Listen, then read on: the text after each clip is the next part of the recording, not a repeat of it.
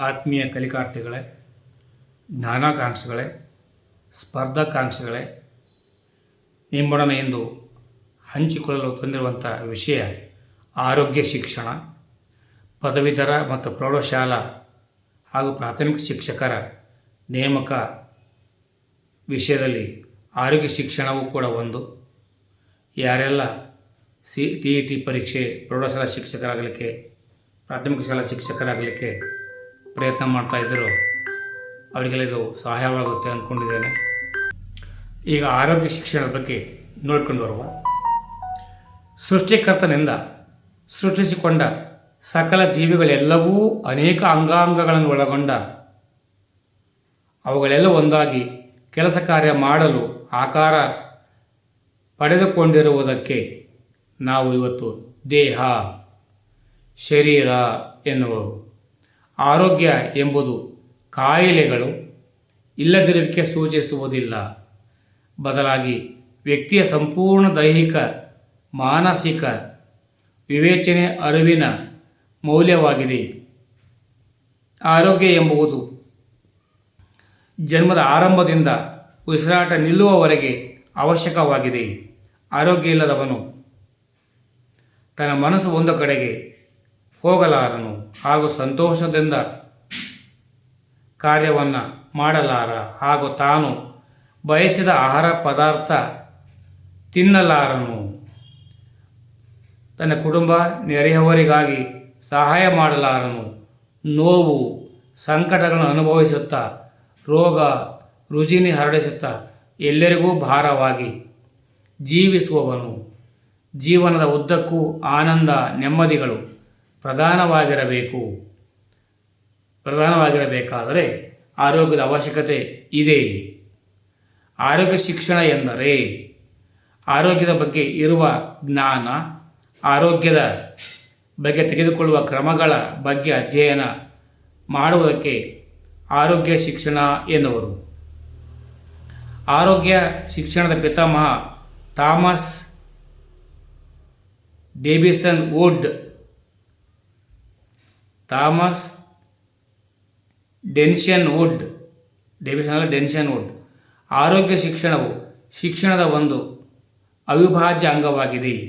ಶಿಕ್ಷಕನ ಒಳ್ಳೆಯ ಮಾರ್ಗದರ್ಶನದ ಮುಖಾಂತರ ವೈಯಕ್ತಿಕ ಹಾಗೂ ಸಮುದಾಯ ಆರೋಗ್ಯವನ್ನು ಕಾಪಾಡಬಹುದಾಗಿದೆ. ಶಿಕ್ಷಣ ನಿಘಂಟು ಪ್ರಕಾರ ಹೇಳುವುದಾದರೆ, ದೇಹ ಮತ್ತು ಮನಸ್ಸಿನ ಬೆಳವಣಿಗೆಗೆ ಸೂಕ್ತ ಅವಕಾಶಗಳನ್ನು ಒದಗಿಸಿಕೊಟ್ಟು ಪರಿಪೂರ್ಣವಾಗುವ ಜೀವನ ಶೈಲಿಯನ್ನು ಬದಲಾಗುತ್ತಿರುವ ಋತುಮಾನಗಳಿಗೆ ಹೊಂದಿಕೊಳ್ಳುವಂತೆ ಮಾಡುವುದಕ್ಕೆ ಆರೋಗ್ಯ ಶಿಕ್ಷಣ ಎನ್ನುವರು. ಈಗ ಇದರಲ್ಲಿ ಅಧ್ಯಾಯ 1ರಲ್ಲಿ ಆರೋಗ್ಯ ಮತ್ತು ರೋಗ. ಆರೋಗ್ಯ ಅಂದ್ರೇನು? ಆರೋಗ್ಯ ಎಂಬ ಕನ್ನಡ ಪದವನ್ನು ಇಂಗ್ಲೀಷ್ನಲ್ಲಿ ಹೆಲ್ತ್ ಅಥವಾ ಹೈಜಿನ್ ಎಂದು ಕರೆಯುವರು. ಹೆಲ್ತ್ ಎಂಬ ಪದವು ಪ್ರಾಚೀನ ಆಂಗ್ಲ ಭಾಷೆಯಿಂದ ಬಂದಿದ್ದು, ಇದರ ಅರ್ಥ ವೆಲ್ ಅಂತ, ಸಂಪೂರ್ಣ, ಸದೃಢ ಅಥವಾ ಸೌಖ್ಯ ಎಂಬ ಅರ್ಥವನ್ನು ಹೊಂದಿದೆ. ಹೈಜಿನ್ ಎಂಬ ಪದವು ಗ್ರೀಕ್ ಭಾಷೆಯ ಹ್ಯಾಜೋಯಿನ್ ಎಂಬ ಪದದಿಂದ ಬಂದಿದ್ದು, ಆರೋಗ್ಯ ದೇವತೆ ಎಂಬ ಅರ್ಥವನ್ನು ಹೊಂದಿದೆ. ಆರೋಗ್ಯ ಎಂದರೆ ರೋಗ ರುಜಿನಗಳು ಇಲ್ಲದೆ, ವ್ಯಾಧಿ ಬಾಧೆಗಳಲ್ಲದೆ ದೇಹವನ್ನು ಆರೋಗ್ಯ ಎನ್ನುವರು. ಒಂದು ಜೀವಿಯ ದೇಹ, ಮನಸ್ಸು ಮತ್ತು ಸಮತೋಲನದಲ್ಲಿ ಇರುವ ಸ್ಥಿತಿಯನ್ನು ಆರೋಗ್ಯ ಎನ್ನುವರು. ಸುರಕ್ಷಿತ, ಭದ್ರವಾಗಿರುವ ಸ್ಥಿತಿಯನ್ನು ಆರೋಗ್ಯ ಎನ್ನುವರು. ದೈಹಿಕವಾಗಿ, ಮಾನಸಿಕವಾಗಿ, ಸಾಮಾಜಿಕವಾಗಿ, ಆಧ್ಯಾತ್ಮಿಕವಾಗಿ ನೋವುಗಳು ಇಲ್ಲದ ಸ್ಥಿತಿಯನ್ನೇ ಆರೋಗ್ಯ ಎನ್ನುವರು.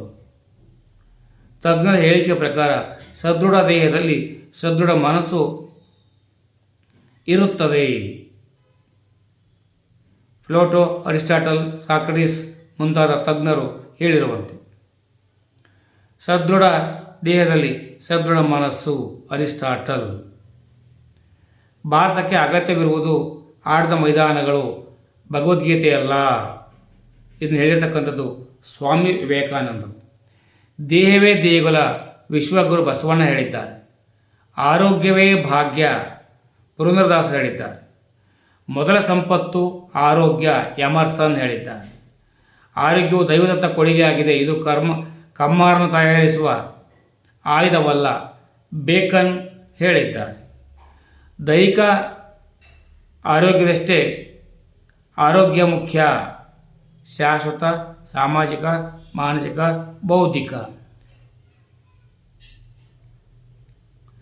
ದೇಹದ ಉತ್ತಮ ನಿಲುವು ಕೆಳಗಿನವುಗಳನ್ನು ಪಾಲಿಸುತ್ತದೆ. ಸದೃಢ ಮನಸ್ಸು, ಸದೃಢ ದೇಹ, ಸದೃಢ ನೋಟ ಇವೆಲ್ಲವುಗಳನ್ನು ಕೂಡ ನಿಭಾಯಿಸುತ್ತದೆ. ಆರೋಗ್ಯದ ನಿಯಮಗಳನ್ನು ಚಾಚು ತಪ್ಪದೆ ಅನುಸರಿಸುವುದರಿಂದ ಯಮನಿಗೂ ಭಯ ಬರುತ್ತದೆ. ಡಾಕ್ಟರ್ PS ಶಂಕರ್ ಹೇಳ್ತಾರೆ. ಅನಾರೋಗ್ಯವು ನಮ್ಮ ವಿಚಾರದಲ್ಲಿ ದೋಷವನ್ನು ಉಂಟು ಮಾಡುತ್ತದೆ.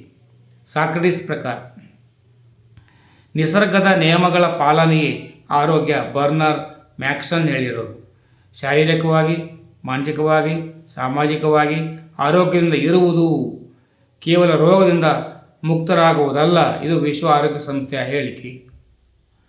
ಒಂದು ಇಟ್ಕೊಳ್ಳಿ, ಅಭ್ಯಾಸಕ್ಕೆ ನೆರವಾಗ್ತದೆ.